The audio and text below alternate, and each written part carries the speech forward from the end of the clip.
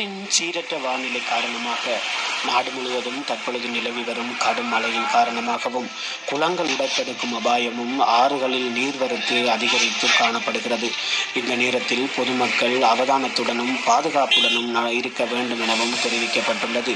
இதேவேளை வவுனியாவின் இன்றைய நிலவரமாக வவுனியா மற்றும் வவுனியா அண்டிய பகுதிகளில் மழை நீரினால் இங்கே மூழ்கப்பட்டுள்ளதை காணக்கூடியதாக இருக்கிறது. அதிகளவில் வெள்ளத்தின் காரணமாகவும் மக்கள் இங்கே அங்கங்கே இடம்பெயர்ந்து வேறு இடங்களில் தங்க வைக்கப்படுவதையும் காணக்கூடியதாக இருக்கிறது.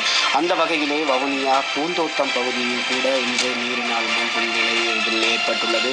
அந்த வகையில் இதனை பாதுகாக்கும் முகமாகவும் பொதுமக்கள் இன்று முன்கூட்டியே அந்த குளங்களை ஆறுகளை இங்கே மேலதிக நீர் வரத்து காரணமாக குளத்திலிருந்து வெளியேறும் மேலதிக நீரானது கிராமங்களுக்குள் உள்புகாமல் அந்த குளத்தினுடைய மேலதிக நீரை தடுக்கும் முயற்சியாக இங்கே பொதுமக்கள் இணைந்து அந்த நீரை மண்மூடை கொண்டு கட்டும் நிலவரத்தையும் எங்களால் காணக்கூடியதாக இருக்கிறது. வவுனியாவை பொறுத்தவரையில் வவுனியாவினுடைய திருநாவற்குளம் எனும் பகுதியானது முற்றுமுழுதாக நீரால் மூழ்கப்பட்டுள்ள நிலைமையும் இங்கே காணப்படுகிறது.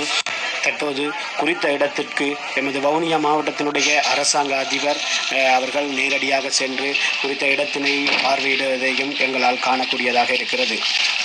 இதேவேளை வவுனியா அலகல்ல போட்ட குளம் உடைப்படுத்ததால் மாளிகை குளத்திற்கு நீர்வரத்து அதிகரித்துள்ளதாக கமநல அபிவிருத்தி உதவி ஆணையாளர் தெரிவித்துள்ளார். இதன் காரணமாக மாளிகை குளம் உடைப்படுக்குமாக இருந்தால் ஆறுமுகத்தான் புதுக்குளம் மாளிகை சேமமடு கிராம மக்களுக்கு ஆபத்து ஏற்படும் என்பதால் அப்பகுதி மக்கள் அவதானத்துடன் இருக்குமாறும் கால்நடைகளை பாதுகாப்பான நடவடிக்கைகளை மேற்கொள்ளுமாறும் அவர் இதன் போது தெரிவித்திருந்தார். அல்லாமல் கால்நடைகளை கட்டி வைப்பதை தவிர்க்குமாறும் அவர் கூறியிருந்தார். மேலும் யாழ்ப்பாணத்திற்கு செல்லும் ஏனையின் வீதியானது ஓமந்தை பகுதியில் வெள்ளத்தால் மூழ்கியுள்ளது. வாகன சாரதிகள் மாற்று வழிகளை பயன்படுத்துமாறும் கேட்கப்பட்டுள்ளது. பிட்டிகொலாவ வெளியோயா முல்லைத்தீவு மற்றும் பரந்தன் அல்லது மதவாச்சி செட்டிக்குளம் மன்னார் ஊடாக யாழ்ப்பாணம் பயணிக்க முடியும் எனவும் போலீஸ் பேச்சாளர் தெரிவித்திருந்தார். தொடர்ந்து இணைந்திருங்கள் சன்பாஸ் நியூஸ் மீடியா ஊடாக. நன்றி.